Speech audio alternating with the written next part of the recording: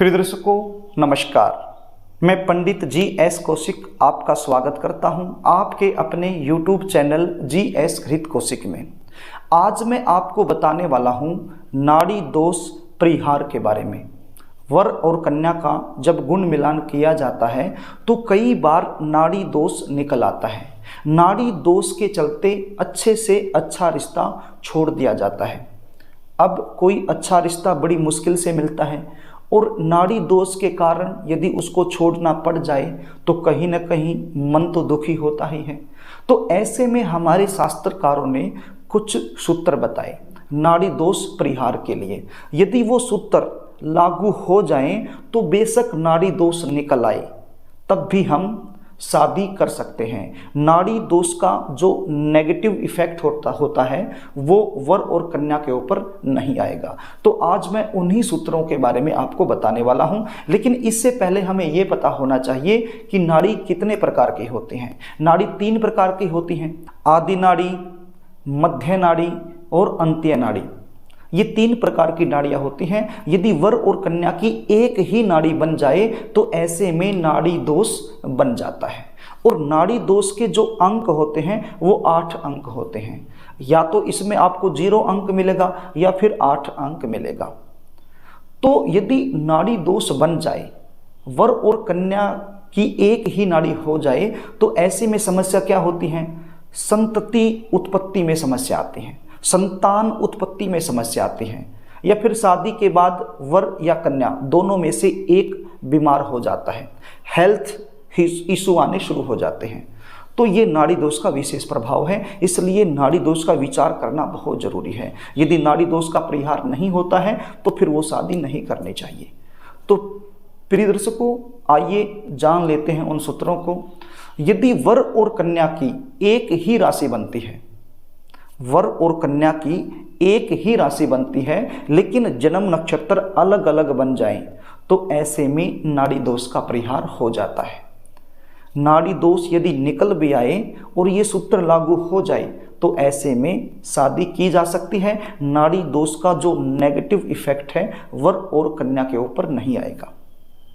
दूसरा सूत्र, यदि वर और कन्या का एक ही नक्षत्र बन जाए और राशियां अलग अलग बन जाएं तो भी नाड़ी दोष का परिहार हो जाता है।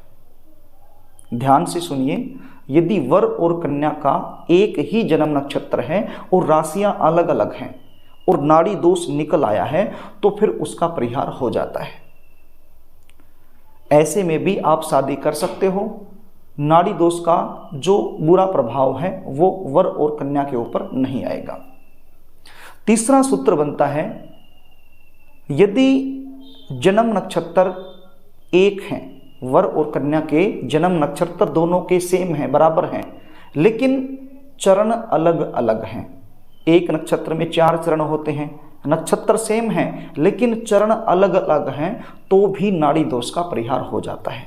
ऐसे भी हमारे शास्त्रकार कहते हैं कि शादी की जा सकती है। बेशक नाड़ी दोष निकल आए लेकिन यदि ये सूत्र लागू हो जाता है तो ये शादी की जा सकती है। नाड़ी दोष का नेगेटिव इफेक्ट बिल्कुल भी नहीं आएगा।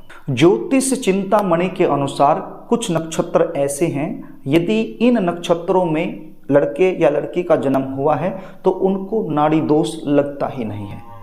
वो कौन से नक्षत्र हैं? पहला नक्षत्र है रोहिणी नक्षत्र, दूसरा नक्षत्र है मृगशिरा नक्षत्र, आर्द्रा नक्षत्र, ज्येष्ठा नक्षत्र, कृतिका नक्षत्र, पुष्य नक्षत्र, श्रवण नक्षत्र, रेवती नक्षत्र, उत्तर भाद्रपदा नक्षत्र। यदि इन नक्षत्रों में बालक का जन्म हुआ है, बच्चे का जन्म हुआ है, वर या कन्या का जन्म हुआ है तो इनको नाड़ी दोष लगता ही नहीं है। इनके लिए नाड़ी दोष अविचारणीय हो जाता है। नाड़ी दोष का विचार ब्राह्मण वर्ण के लड़के और लड़कियों के लिए अधिक किया जाता है। अब यहाँ पर ब्राह्मण का मतलब ब्राह्मण जाति से नहीं है, ब्राह्मण वर्ण से है। अब कई बार क्या होता है कि शूद्र जाति में जन्मा बच्चा भी ब्राह्मण वर्ण का बन जाता है, या फिर ब्राह्मण जाति में जन्मा बच्चा भी कई बार शूद्र वर्ण का बन जाता है। तो यहाँ पर आपको वर्ण देखने होते हैं, जन्म कुंडली में दिए होते हैं कि ये बच्चा कौन से वर्ण का है। यदि ब्राह्मण वर्ण का बच्चा है तो ऐसे में नाड़ी दोष का विचार करना बहुत जरूरी होता है, और यदि ब्राह्मण वर्ण नहीं है तो फिर नाड़ी दोष को इग्नोर किया जा सकता है। तो प्रिय दर्शकों, ये थे मुख्य सूत्र नाड़ी दोष परिहार के लिए। और भी बहुत सारे सूत्र होते हैं, लेकिन वो गहराई की बातें हो जाएंगी जो कि जल्दी से समझ में नहीं आएंगी। तो यदि आप इन चीज़ों को भी विचार कर लेते हैं गुण मिलान करते समय तो भी बहुत अच्छा रहेगा। ये वीडियो बनाने का मेरा एक ही मुख्य उद्देश्य है कि नाड़ी दोष के चलते कोई भी अच्छा रिश्ता हमारे हाथ से नहीं छूटना चाहिए। यदि नाड़ी दोष निकल रहा है और ये जो सूत्र मैंने बताए हैं ये सूत्र अप्लाई हो जाते हैं, लागू हो जाते हैं, तो फिर नाड़ी दोष होते हुए भी हम बच्चों की शादी कर सकते हैं। नाड़ी दोष का जो नेगेटिव इफेक्ट है वो बच्चों के ऊपर नहीं आएगा। तो प्रिय दर्शकों, यदि आप अपनी जन्म कुंडली गहनता से, गहराई से, सटीकता से आप मुझसे दिखाना चाहते हैं, अपनी जन्म कुंडली का विश्लेषण मुझसे आप करवाना चाहते हैं, शादी कब होगी, कहाँ होगी, या फिर गुण मिलान करवाना चाहते हैं, किसी भी प्रकार की ज्योतिषीय जानकारी यदि आप मुझसे लेना चाहते हैं तो स्क्रीन पर दिए गए व्हाट्सएप नंबर के जरिए आप मुझसे संपर्क कर सकते हैं। स्क्रीन पर दिए गए व्हाट्सएप नंबर पर आप अपनी समस्या टाइप करके मेरे पास भेज सकते हैं। मैं सहायता करने की पूरी कोशिश करूंगा। तो प्रिय दर्शकों, यदि कार्यक्रम आपको अच्छा लगे तो इस वीडियो को लाइक जरूर करना, इसको शेयर भी करना ताकि ये जानकारी किसी ज़रूरतमंद के पास पहुंच जाए। और अभी तक यदि आपने इस चैनल को सब्सक्राइब नहीं किया है तो मुझसे लगातार जुड़े रहने के लिए अभी इस चैनल को सब्सक्राइब कर लीजिएगा। आज के लिए बस इतना ही, आगे फिर मिलेंगे, तब तक के लिए नमस्कार।